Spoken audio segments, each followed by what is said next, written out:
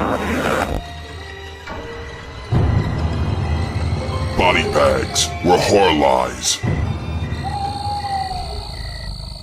Now take my bitch. She won't complain about shit cause she's my hoe. She don't belong to a trick, so when you fuck her and give her all your cash, I get paid. I put my foot in her ass, I won't marry the bitch. And give her half, I get mo head.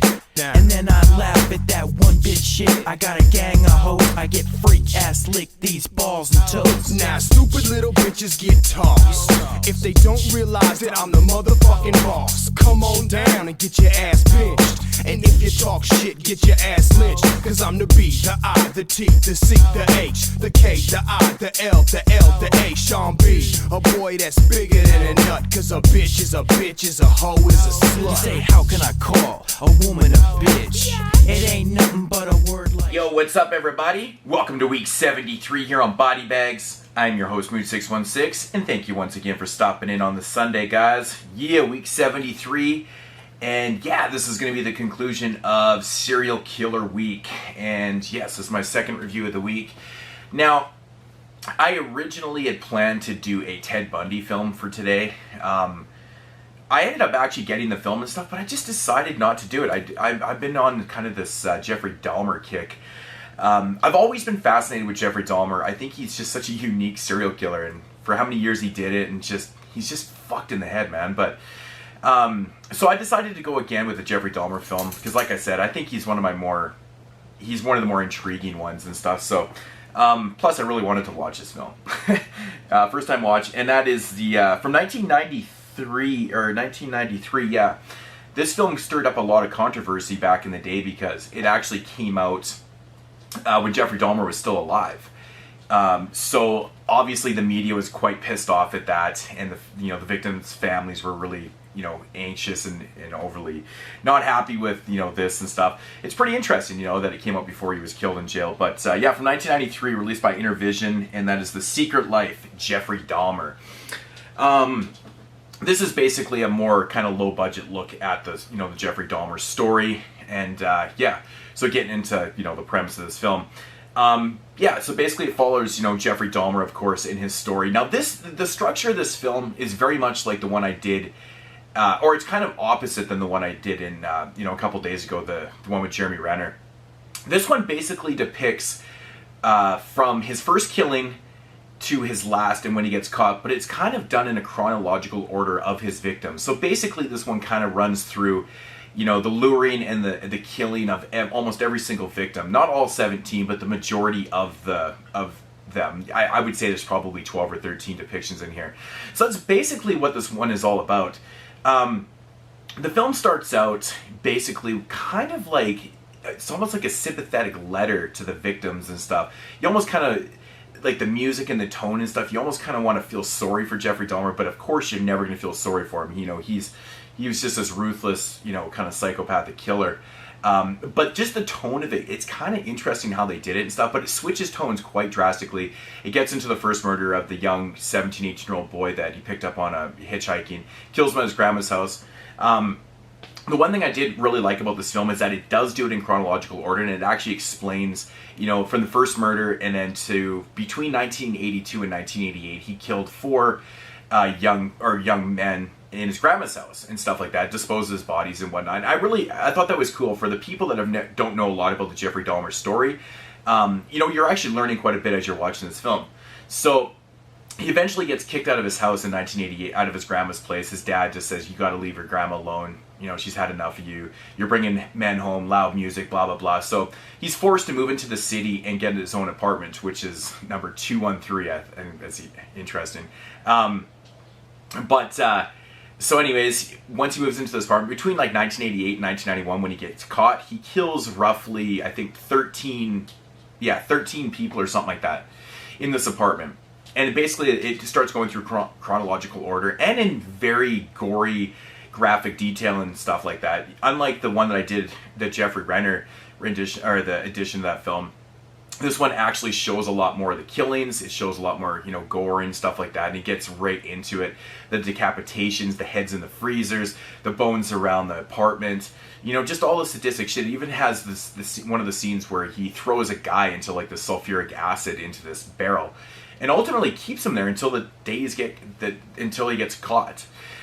Which is interesting because, you know, throughout the film, and you know the story of Jeffrey Dahmer, like his neighbors complained numerous times about the smell in the hallways and stuff like that. And nothing was ever done until, you know, he eventually got caught by letting one of the victims go. Well, he didn't let the victim go, but the victim got away, and the cops, you know, essentially arrested him up and stuff like that.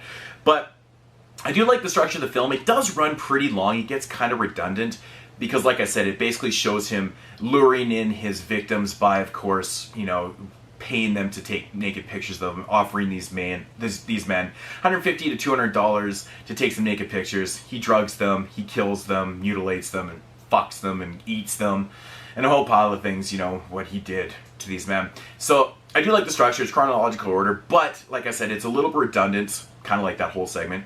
Yeah, it runs a little too long. I think it's about 100 minutes, and it does run a little bit too long with the redundancy, but, you know, it is what it is. And I do like the depiction. I really like the fact that they had a voiceover from the actor, what's his name? Carl Crew. He was actually from Blood Diner, who plays Jeffrey Dahmer in this film. You know, he voices over the film, and it almost acts like a commentary.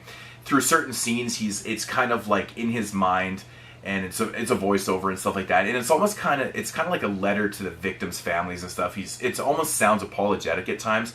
You know, you kind of want to feel for him, but at the same time, you can't. Once again, you just cannot feel for Jeffrey Dahmer because he committed these horrendous acts against, you know, these poor, mostly African American men, which was interesting because I know a lot of people thought it was racially motivated and stuff like that, but actually it turns out it wasn't. Jeffrey Dahmer said it never was, except for one killing, because he had a young boy in his room at one point, I think in like 1988 or something like that, and he actually ended up getting away, or not getting away, the neighbors called the cops because they saw this young man enter his apartment and stuff, and that ultimately led to Jeffrey Dahmer getting convicted of child whatever crimes and stuff like that, and put on parole and stuff. Ironically enough, you know, that young boy, his brother later became a victim of Jeffrey Dahmer's, which I believe was actually motivated, though, because I think Dahmer actually went out of his way to kill that guy, which is unfortunate for him. But yeah, you know, this one was an interesting watch. Unfortunately, the acting in this movie is quite horrendous at times. Like, it's pretty fucking low budget and bad.